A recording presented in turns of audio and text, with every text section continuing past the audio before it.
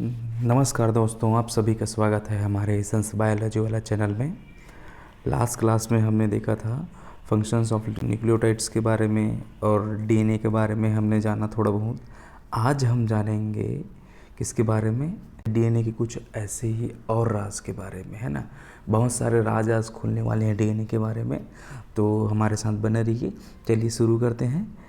आज हम पढ़ने वाले हैं किसके बारे में, डीएनए के बारे में, और डिटेल्स कुछ नियम दिए गए हैं उसके बारे में पढ़ेंगे, है ना। जैसे कि एक नियम दिया गया था बेस पेयरिंग रूल। उसके अनुसार से क्या था कि एडेनिन हमेशा थायमिन के साथ जुड़ता है। तो कितने बॉन्ड के साथ जुड़ता है? 2 बॉन्ड के साथ। क्या है ये बॉन्ड, है ना, ये बॉन्ड है हाइड्रोजन बॉन्ड। कौन सा बॉन्ड है? Hydrogen bond. जैसे हमने लास्ट क्लास में देखा था ना कि 2 नाइट्रोजनस बेस जब जुड़ते हैं तो कौन से बॉन्ड के द्वारा जुड़ते हैं? हाइड्रोजन बॉन्ड के द्वारा, है ना। तो ये जो एडेनिन है वो थायमिन के साथ जुड़ता है कितने हाइड्रोजन बॉन्ड के साथ? 2 हाइड्रोजन बॉन्ड के साथ। और जो साइटोसिन है वो गुआनिन के साथ जुड़ता है कितने हाइड्रोजन बॉन्ड के साथ? 3 हाइड्रोजन बॉन्ड के साथ। मतलब किसको ज़्यादा पकड़ने की ज़रूरत है मालूम? साइटोसिन और गुआनिन को, इसलिए यहाँ पर 3 हाइड्रोजन बॉन्ड है ना।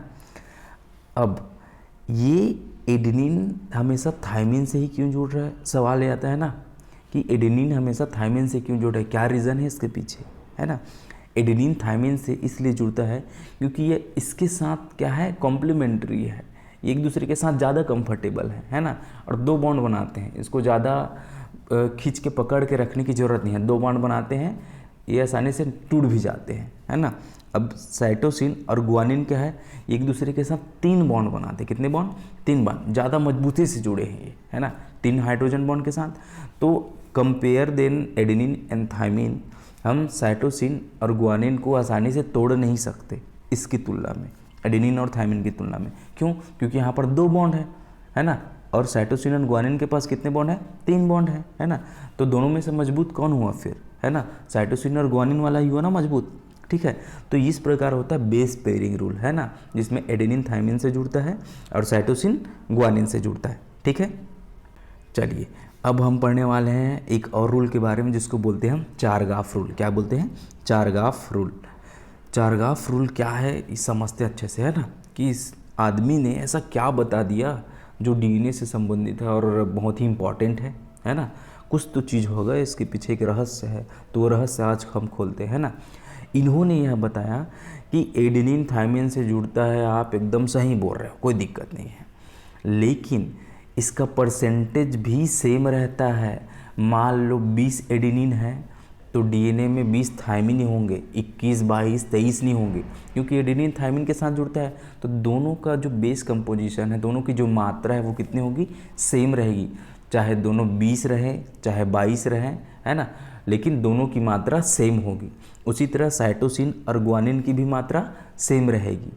समझ रहे हैं ना क्या बोल रहे हैं कि एडेनिन की संख्या मान लो 20 है तो थायमिन की संख्या भी 20 होगी। अगर साइटोसिन की संख्या 50 है तो गुआनिन की संख्या भी कितनी होगी? 50 होगी।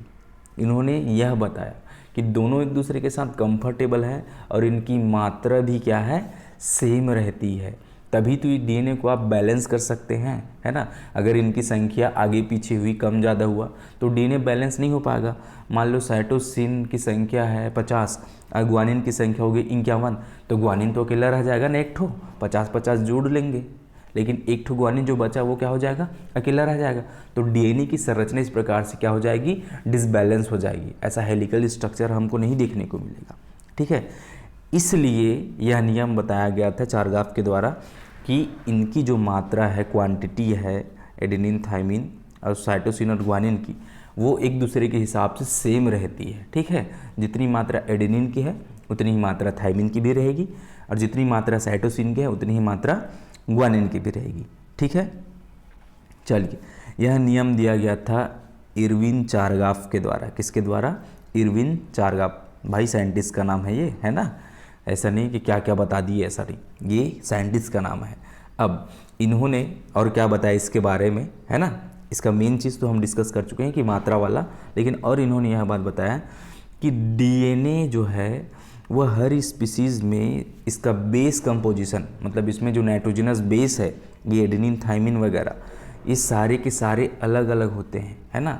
मतलब इंसानों में इसकी संख्या जितनी भी है ना, तो सारे इंसानों में इसकी संख्या सेम रहेगी, किसी में कम ज़्यादा नहीं रहेगा, है ना।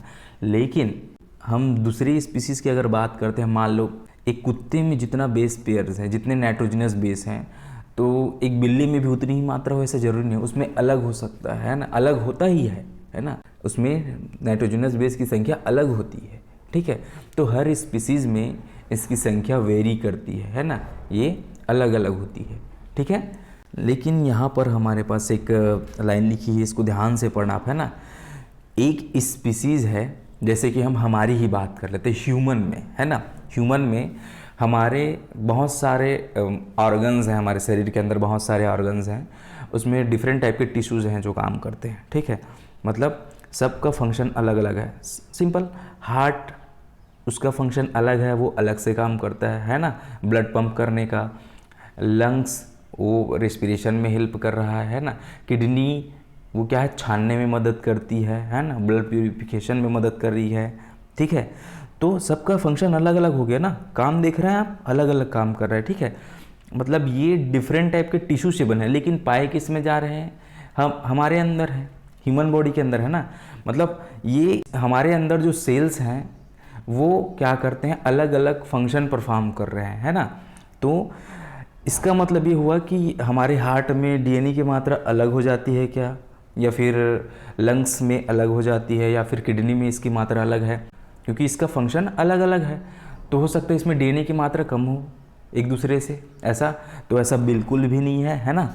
सभी में, क्योंकि हमारा जो शरीर है वो सेल से बना है, सारे सेल्स में ना डीएनए का कंपोजिशन एकदम सेम रहता है, सारे सेल्स में डीएनए की मात्रा सेम रहती है ना। तो अगर हम एक इंडिविजुअल ऑर्गेनिज्म की बात करें तो उसमें डीएनए की जितनी मात्रा है वो सभी सेल्स में क्या रहेगी, सेम रहेगी। क्लियर। चलिए अब ये जो रूल है इसका मेन हम बता देते हैं ना। ये रूल देखिए क्या बता रहा है कि percentage of adenine is equal to percentage of thymine and percentage of cytosine is equal to percentage of guanine. ये रूल दिया गया था डबल स्ट्रैंडेड डीएनए के लिए, है ना। ये जो रूल है वो डबल स्ट्रैंडेड डीएनए के लिए एकदम परफेक्ट लागू होती है। मतलब जितनी मात्रा एडेनिन की उतनी ही मात्रा थायमिन की, जितनी मात्रा साइटोसिन की उतनी ही मात्रा गुआनिन की, ठीक है। अब इसको हम ऐसे समझते हैं, देखिए अगर हमारे पास एडेनिन की मात्रा है 22%, कितनी है 22%, तो थायमिन की कितनी होनी चाहिए, इसकी भी 22 होनी चाहिए, है ना। क्योंकि अगर इसकी संख्या ज़्यादा हो जाती है तो फिर ये तो डिसबैलेंस हो जाएगा, किसी से बॉन्ड नहीं बना पाएगा, तो डीएनए का संरचना ढंग से नहीं बन पाएगा, है ना। तो इसकी भी मात्रा कितनी होती है 22। अब गुआनिन की मात्रा 28 है, तो साइटोसिन की मात्रा कितनी होगी 28 होगी, है ना। इन दोनों को मिला देंगे तो हमको मिल जाएगा ना, कितना परसेंट मिल रहा है, देखो 100% मिल रहा है ना। एडेनिन गुआनिन 28 और 22 50%, थायमिन और साइटोसिन 28 और 22 50%। Clear, total 100%। तो इस प्रकार से आपको केवल ये याद रखना है कि जितनी मात्रा एडेनिन की है उतनी थायमिन की रहेगी, जितनी मात्रा गुआनिन की है उतनी मात्रा साइटोसिन की रहेगी। लेकिन ये रूल सिंगल स्ट्रैंडेड डीएनए के लिए लागू नहीं होता, क्योंकि सिंगल स्ट्रैंडेड है तो उसमें बेसेस की जो संख्या है वो कम ज़्यादा हो सकती है ना। क्योंकि इसमें बाइंड नहीं कर रहे हैं ना एक दूसरे से, वो तो खुद सिंगल स्ट्रैंडेड है, तो उसमें ये रूल लागू नहीं होता है ना। डिफरेंट हो सकता है, मान लो एडेनिन की मात्रा 22 है ना, तो हो सकता है थायमिन की मात्रा वहाँ पर ज़्यादा हो, 24 हो, 25 हो, 26 हो, है ना, उससे भी ज़्यादा हो सकती है। तो सिंगल स्टैंडर्ड के लिए यह रूल लागू नहीं होता, ठीक है। अब इस रूल को आप समझे या नहीं, ये चीज़ मुझे कमेंट करके बताना, है ना। आपके लिए एक क्वेश्चन दूंगा मैं यहाँ पर, उसको अच्छे से समझना, उसके बाद फिर आप मेरे को इसका आंसर कमेंट में बताइएगा, ठीक है। ये अगर एडेनिन की मात्रा 12% है तो what is the percent of guanine, है ना। सिंपल सी बात, आपको क्या करना है, आपको केवल ये ध्यान में रखना है कि हमको टोटल 100% बनाना है ना।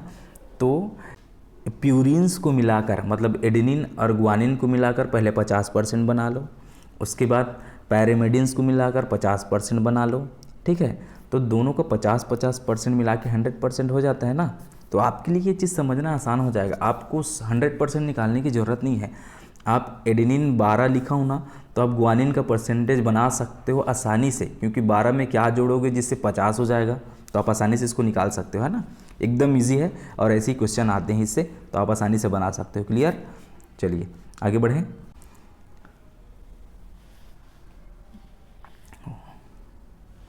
ये आपको यहाँ पर डीएनए की संरचना दिखाई दे रही है ना। ये जो डीएनए है, ये डीएनए बहुत ही इम्पोर्टेंट है। ये हमारे शरीर के अंदर पाया जाता है और इसी से तो हमारा निर्माण हुआ है ना। तो इसके बारे में हम आसानी से समझते हैं क्या होता है, इसके स्ट्रक्चर कैसा रहता है। तो सबसे पहले अब हम पढ़ेंगे स्ट्रक्चर ऑफ डीएनए। क्या पढ़ेंगे? Structure of DNA. क्या होता है इसका स्ट्रक्चर, किस किस चीज़ से मिलकर बना है वो तो देख लिए हम, है ना। नाइट्रोजिनस बेस है, पेंटोज शुगर है, उसके बाद फॉस्फेट ग्रुप है, इन तीनों चीज़ों से मिलकर बना है। आज हम स्ट्रक्चर पढ़ेंगे। स्ट्रक्चर के बारे में हम पहले डिस्कस कर चुके हैं कि किसने इसकी डिस्कवरी की थी, है ना, लेकिन आज हम उसका पूरा डिटेल देखेंगे। क्लियर? चलिए, अब इसकी डिस्कवरी की थी, स्ट्रक्चर ऑफ डीएनए किसने दिया था? किसने? वाटसन एंड क्रिक नाम के साइंटिस्ट ने। ठीक है, इनको नोबेल प्राइज़ मिला था स्ट्रक्चर ऑफ डीएनए देने के लिए। ठीक है, एक्सरे डिफ्रेक्शन डाटा याद आ रहा होगा आप लोग को, है ना। रोजालिन फ्रैंकलिन, मॉरिस विल्किंस, ये दोनों वर्कर्स थे, इन दोनों इनके साथ काम कर रहे थे, है ना। तो ये स्ट्रक्चर ऑफ डीएनए दिया गया था वाटसन एंड क्रिक के द्वारा। ठीक है, इनके द्वारा जो स्ट्रक्चर दिया गया था वो कौन सा डीएनए था मालूम है ना? बीडीएनए था। कौन सा? बीडीएनए, है ना। अब ये जो डीएनए है, यहाँ पर आप इसको स्पष्ट रूप से देखना और समझना, है ना। ये डबल स्ट्रैंडेड है। क्या है? डबल स्ट्रैंडेड है। ठीक है, डबल स्ट्रैंड का मतलब ये जो रेड वाला आपको दिखाई दे रहा है ये एक स्ट्रैंड, ये जो ब्लू वाला दिखाई दे रहा है आपको ये हो गया दूसरा स्ट्रैंड, है ना। अब ये जो सीढ़ी के जैसा है, कैसा है? एक सीढ़ी। सीढ़ी दे समझते हो ना? सीढ़ी, अरे इसको निसैनी बोलते हैं, है ना। तो ये जो सीढ़ी है इसमें जो बांस लगा है, फिर लोहे की एक लंबी रॉड है ना, उसके बीच में पंक्ति के रूप में ऐसे बीच बीच में घुसा के रखते हैं ना हम उसको चढ़ने के लिए, स्टेप्स चढ़ने के लिए, है ना। तो ये जो बांस है जिसके सपोर्ट में ये सीढ़ी है, ये क्या कहलाता है इसका? ये कहलाता है इसका स्ट्रैंड। क्या कहलाता है? स्ट्रैंड, है ना। तो यहाँ पर हमको कितने स्ट्रैंड दिखाई दे रहे हैं? मतलब सीढ़ी को आप दो स्ट्रैंड से ऐसे पकड़ते हो ना, दोनों हाथों से, ऐसे कहीं पर लाना ले जाना है तो दोनों हाथों से पकड़ के लेके जा रहे हो, है ना। तो ये जो दो स्ट्रैंड हैं वो डीएनए के स्ट्रैंड है, मान लो किसके? डीएनए के। ठीक है, और उसके बीच में जो ऐसे पंक्ति है जिसमें आप पैर रख के आगे चढ़ते हो, है ना, वो क्या है? नाइट्रोजिनस बेस है। क्या है? Nitrogenous base. क्लियर? चलिए इसको और अच्छे से समझते हैं ना। ये डबल स्ट्रैंडेड डीएनए है, हेलिकल स्ट्रक्चर। हेलिकल का मतलब समझ रहे हैं ना? Spring like. कैसा? Spring like. ठीक है, ऐसे मुड़ा हुआ है। ठीक है, कुछ जीव ऐसे हैं जिसमें डबल स्ट्रैंडेड आरएनए भी मिलता है ना, जैसे कि वायरस। ये क्या है? रियोवायरिडी, है ना। ये एक वायरस है एक टाइप का, इसको जीव बोलना उचित नहीं है ना, ये एक वायरस है। ठीक है, अब इस वायरस में डबल स्ट्रैंडेड आरएनए मिलता है। क्या मिलता है? Double stranded RNA. अब आरएनए और डीएनए की पहचान केवल एक नाइट्रोजनस बेस से होती है ना, कि डीएनए में थायमिन पाया जाता है, आरएनए में यूरेसिल पाया जाता है, और एक मिलता है सिंगल स्ट्रैंडेड क्या? डीएनए। ये हम पढ़ रहे हैं क्या? डबल स्ट्रैंडेड डीएनए, दो स्ट्रैंड है, लेकिन एक ऐसा ऑर्गेनिज्म है ना, जिसको हम बोलते हैं M13 बैक्टीरियोफेज। क्या बोलते हैं? M13 bacteriophage.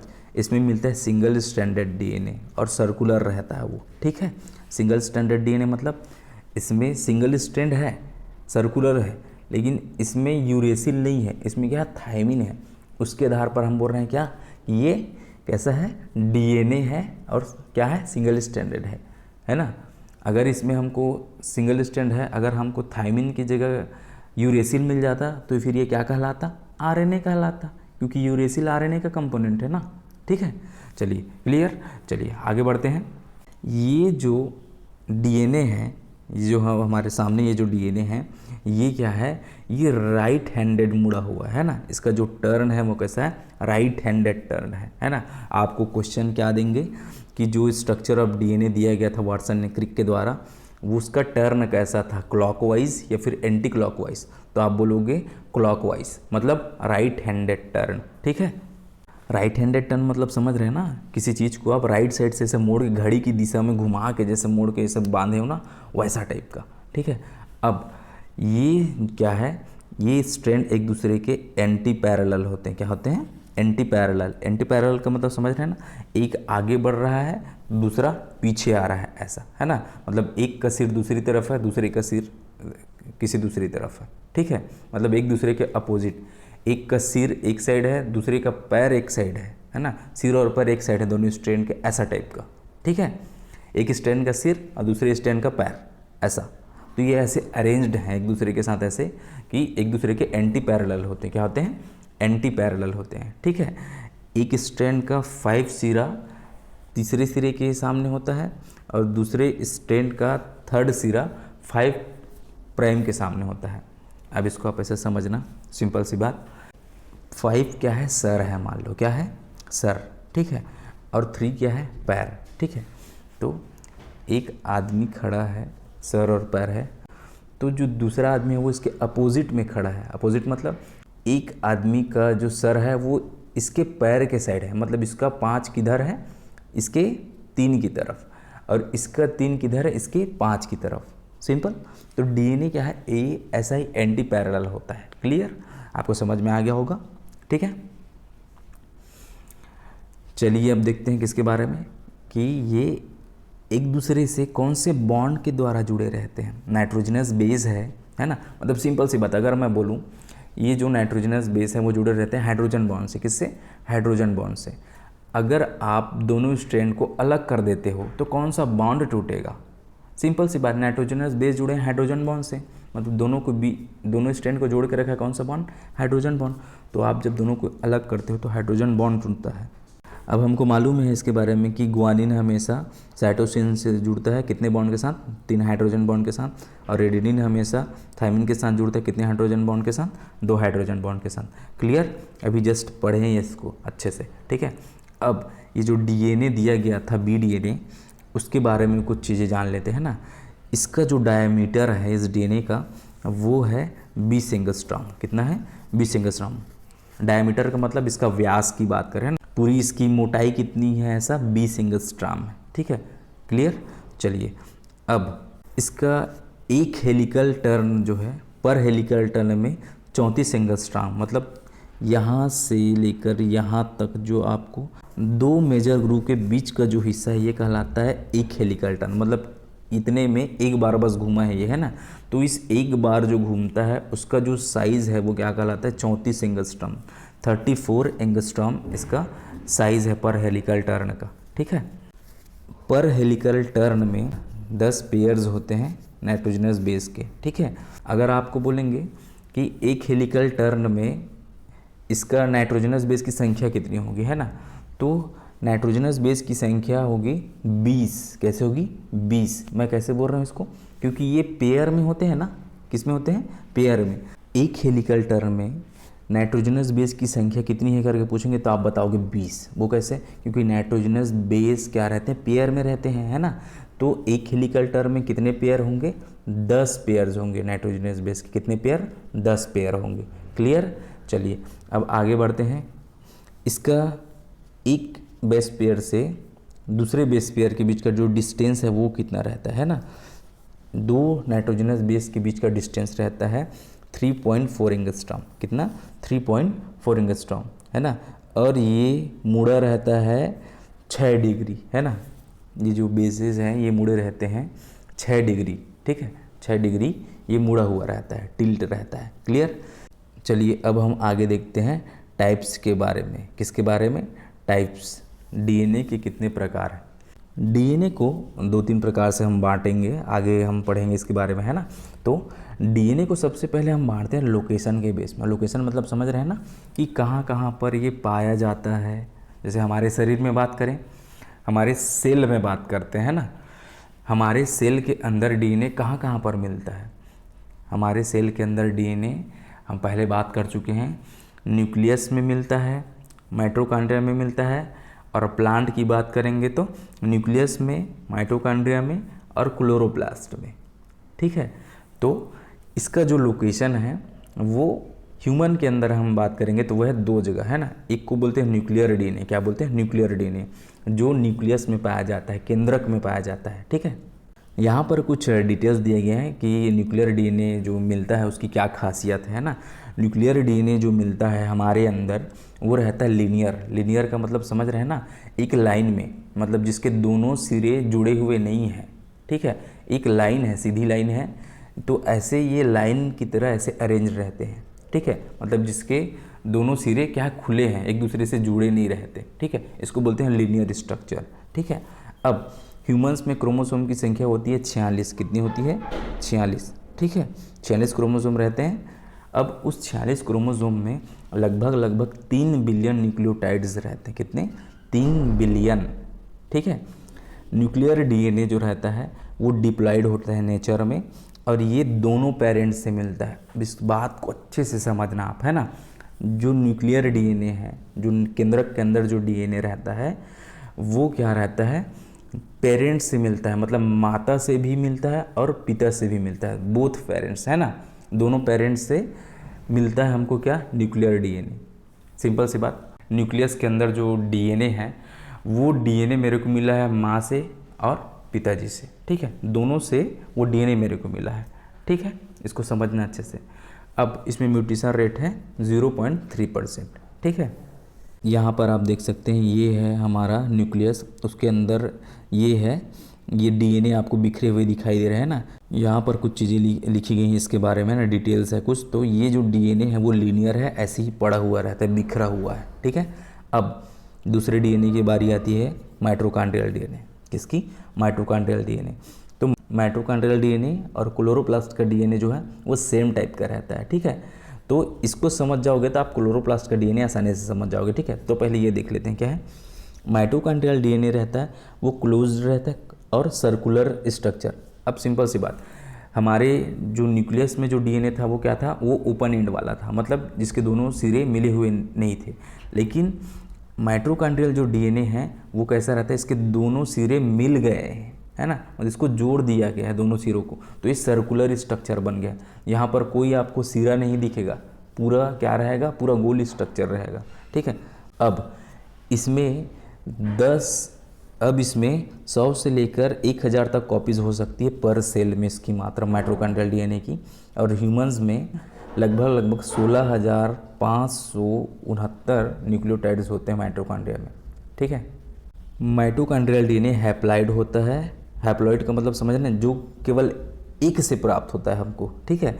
तो माइटोकॉन्ड्रियल डीएनए हमको मिलता है केवल मदर से। अब आप इस चीज़ को अच्छे से रिलेट करके समझना, न्यूक्लियर डीएनए मिल रहा था माता और पिता दोनों से, इस कारण से वो डिप्लॉयड था, 2 लोग से मिल रहा है ना, इस कारण से वो डिप्लॉयड था। अब माइटोकॉन्ड्रियल डीएनए मिल रहा है हमको केवल और केवल माँ से, किससे, माँ से, तो ये है हैप्लॉइड। मतलब आप इस चीज़ को समझो अच्छे से, माइटोकॉन्ड्रिया हमको एनर्जी प्रोवाइड कराता है और माइटोकॉन्ड्रिया हमको किससे मिला है, माँ से। मतलब हमको जो एनर्जी मिलती है, ऊर्जा मिलती है किसी चीज़ से लड़ने की, है ना, या फिर कुछ काम करने की, वो ऊर्जा असल में हमारी माँ के द्वारा दिया गया है, समझ रहे हैं ना, क्योंकि माइटोकॉन्ड्रिया किसके द्वारा दिया गया है, मम्मी के द्वारा, है ना, माँ के द्वारा आया गया है ये, ठीक है। चलिए, इसका म्यूटेशन रेट न्यूक्लियर डीएनए की तुलना में बहुत हाई रहता है, ठीक है। तो यहाँ पर आपके पास ये स्ट्रक्चर है, देखिए ये है माइटोकॉन्ड्रिया का, यहाँ पर आपको ये गोल संरचना दिखाई दे रही है ना, तो ऐसे ये लंबा सा ऐसे पड़ा हुआ रहता है क्या, एक सर्कुलर स्ट्रक्चर माइटोकॉन्ड्रिया में डीएनए का, ठीक है। चलिए, अब हम दूसरा टाइप देखते हैं, क्या वो है, स्ट्रक्चर के बेस में, क्या देखेंगे, स्ट्रक्चर के बेस में, ठीक है। स्ट्रक्चर के बेस में हमारे पास टाइप्स देखते हैं, तो इसको 3 स्ट्रक्चर बेसिकली हम देखते हैं टाइप्स, ADNA, BDNA और ZDNA, ठीक है। BDNA तो हम देख चुके हैं, किसके द्वारा दिया गया था BDNA का स्ट्रक्चर, वाटसन एंड क्रिक के द्वारा, है ना, तो उसको हम डिटेल में नहीं करेंगे, लेकिन A और ZDNA को डिटेल करेंगे, ठीक है। तो यहाँ पर जो स्ट्रक्चर दिया गया है ये है ADNA का, किसका, ADNA का। उस DNA से थोड़ा हट के दिख रहा होगा आपको, थोड़ा सा ऐसा वाइडर दिख रहा होगा, है ना, फैला हुआ लग रहा है ये, तो बिल्कुल ऐसा ही पाया जाता है, ठीक है। ADNA क्या होता है अब देखते हैं, ठीक है। ADNA राइट हैंडेड है, मतलब ये भी BDNA की तरह राइट साइड में घुमा हुआ है, क्लॉकवाइज घुमा हुआ है ना। हेलिकल स्ट्रक्चर है, डबल स्ट्रैंड है ना, 2 स्ट्रैंड है, और हेलिकल स्ट्रक्चर है, ठीक है। और एकदम सिमिलर आपको BDNA के तरह दिख रहा होगा, लेकिन थोड़ा सा फैला हुआ दिख रहा है, ठीक है। इस DNA को बोलते हैं डिहाइड्रेटेड DNA। क्या बोलते हैं, डिहाइड्रेटेड, मतलब इससे जब पानी निकल गया है, बाहर निकल गया है पानी, तब ये ऐसा सूख गया है, सूखा हुआ डीएनए बोलते हैं ना, डिहाइड्रेट डीएनए। ठीक है, अब ये क्या करता है, ये एक्सट्रीम कंडीशन में डीएनए की रक्षा करता है, हेल्प करता है, प्रोटेक्ट करता है ना। एक्सट्रीम कंडीशन मतलब जब बहुत ज़्यादा हीट है, शरीर में पानी का लॉस हो रहा है, उस टाइम पे ये डीएनए क्या करता है, हेल्प करता है। जब प्रोटीन बाइंडिंग हो रही होती है उस टाइम पे भी ये डीएनए क्या है, वो हेल्प करता है ना। उससे क्या है, सॉल्वेंट्स बाहर निकल जाते हैं डीएनए से और डीएनए ए फॉर्म में बदल जाता है। ठीक है, सिंपल सी बात। ये क्या है, ये थोड़ा सा सूखा हुआ DNA compare then B DNA, है ना, क्योंकि इससे क्या निकल जाता है, वाटर मॉलिक्यूल्स बाहर निकल जाते हैं इस कारण से। ठीक है, अब ये क्या अंतर है उसमें, दोनों की संरचना में देख लेते हैं, है ना। बी डीएनए के जैसा ही लेकिन उससे फैला हुआ है ना, तो उसमें क्या क्या डिफरेंसेस हैं देखिए। उसमें 10 बेस पेयर थे पर टर्न में, यहाँ पर हैं कितने, 11 बेस पेयर्स पर टर्न में। ठीक है, अब इसका जो दो बेसेस के बीच जो डिस्टेंस है ना, वो इसमें है 2.6, कितना है, 2.6 एंगस्ट्रॉम। ठीक है, लेकिन बी डीएनए में कितना था, 3.4 एंगस्ट्रॉम, कितना था, 3.4 एंगस्ट्रॉम। ठीक है, अब ये इसका जो बेस टिल्ट है वो है 20 डिग्री, मतलब ये कितने मुड़ा हुआ है देख रहे हैं, 20 डिग्री मुड़ा हुआ है ना। लेकिन बी डीएनए में कितना था, 6 डिग्री, मात्र कितना था, 6 डिग्री। क्लियर, चलिए इसका डायमीटर कितना है देखिए, 26 एंगस्ट्रॉम, कितना है, 26 एंगस्ट्रॉम। लेकिन बी डीएनए का कैसा था, बी डीएनए में कितना था इसका डायमीटर, 20 एंगस्ट्रॉम, कितना था, 20 एंगस्ट्रॉम। क्लियर, अब हेलिकल टर्न कितना है इसका देखिए, 28 एंगस्ट्रॉम, समझ रहे हैं ना। पर हेलिकल टर्न में मतलब दो मेजर ग्रूव के बीच का जो हिस्सा है वो एक टर्न कहलाता है। तो ये क्या है, हेलिकल टर्न 28 एंगस्ट्रॉम है इसका साइज, है ना। लेकिन बी डीएनए में ये कितना था, कितना था, 34 एंगस्ट्रॉम, कितना था, 34 एंगस्ट्रॉम। क्लियर, मतलब उसे पिचका हुआ है, 34 था, अब बी डीएनए को ऐसे पिचका दोगे तो उसका साइज़ कम हो गया, तो ये हो गया मान लो 28 एंगस्ट्रॉम का। अब वो कितना था बी डीएनए, 34 एंगस्ट्रॉम का। क्लियर, चलिए